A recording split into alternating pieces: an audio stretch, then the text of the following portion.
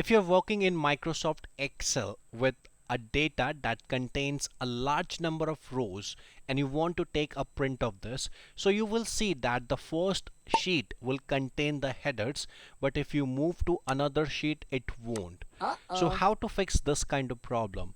What you need to do is just go to the page layout and click on print titles.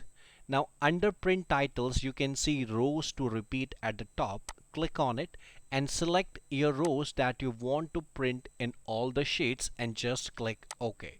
Now if I'm going to press Ctrl P, now you can see all my sheets here and the headers also, right? Perfect. Now, similarly, if you have a data like this where you have multiple columns, and I'm going to give a print of this. So this is the first sheet. Now this is second and third. Now you can see that your first, second, and third column is missing here. Now again, in order to fix this, go to the page layout, click on print titles. This time we want columns to repeat. So here I'm going to select my 3 columns that I want to print on all the sheet and click OK. Now if I'm going to give a print of this, you can see the difference, right? Now sometimes what happens whenever you take a print of your data, now it is difficult for some people to read these kind of data as the data is not that big in size.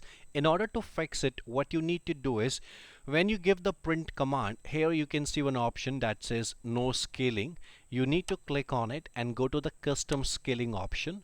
Now under scaling, as of now we are using the portrait orientation, so you can adjust the scaling here according to your eyesight like this.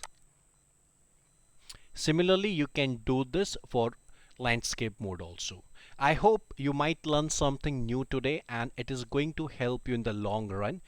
If you learn something new, do give a like on this video, and if you want to learn something new, let me know in the comment section and I will create a video for that. Thank you.